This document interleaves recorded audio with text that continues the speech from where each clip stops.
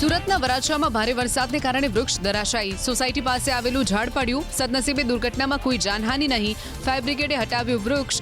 નાગરિકોને સાવચેતી રાખવા કરી અપીલ. સુરતની કુડસદ જીઆઈડીસી પાસે ભરાયા પાણી. સ્ટેટ હાઈવેને અડીને આવેલા શોપિંગ સેન્ટરની ગલીમાં ઘૂંટણ સુધી પાણી ભરાતા મુશ્કેલી. સ્ટેટ હાઈવે નજીક આવેલા છે 100થી વધુ ઔદ્યોગિક એકમ. નોકરિયાત વર્ગ દૂષિત પાણીમાંથી જવા મજબૂર.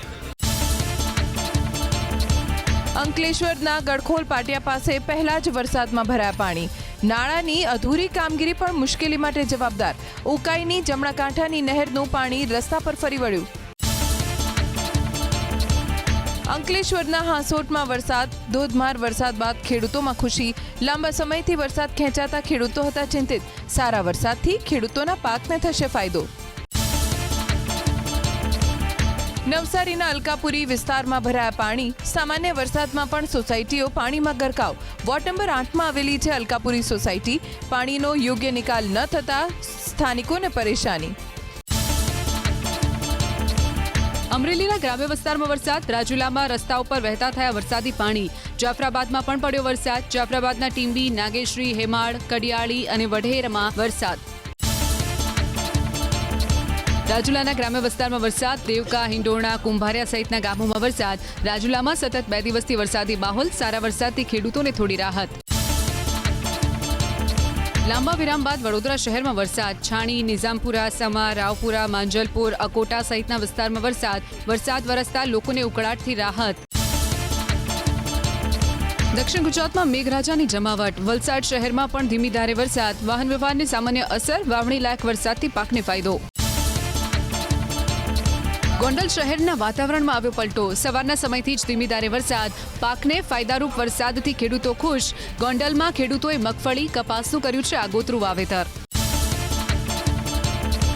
અમરેલીના ગ્રામ્ય વિસ્તારમાં બદલાયું વાતાવરણ. ધારી ગીર પંથકમાં વરસાદનું ઝાપટું. જિલ્લાના મોટાભાગના ગ્રામ્ય વિસ્તારમાં વરસાદી વાતાવરણ. લોકોને ઉકળાટથી મળી રાહત. સુરતમાં દેખાયું મહાનગરપાલિકાના અધિકારીઓનું પાપ. રસ્તા પર ખાડા પૂરવા આવેલો ટ્રક જ ફસાયો ખાડામાં. રસ્તા પર પાણી ભરાતા કેટલીક જગ્યાએ પડ્યા હતા ખાડા. સુરત મહાનગરપાલિકાને વરસાદે બનાવી હાંસીને પાત્ર. સુરતના ઉધના નવસારી રોડ પર ભરાયા પાણી. સતત પડેલા વરસાદના કારણે મુસીબત. અનેક વાહનો રસ્તામાં પડ્યા બંધ. પ્રી મોન્સૂન કામગીરીના દાવા સાબિત થયા પોકળ. સુરતના કીમ ગામમાં વરસાદી પાણી મંદિર સુધી પહોંચ્યું. અંબાજી મંદિર પરિસરમાં આવેલા મહાદેવના મંદિરમાં ભરાયા પાણી. મંદિરનું શિવલિંગ પાણીમાં ડૂબ્યું. આવતા જતા ભક્તોને મુશ્કેલી.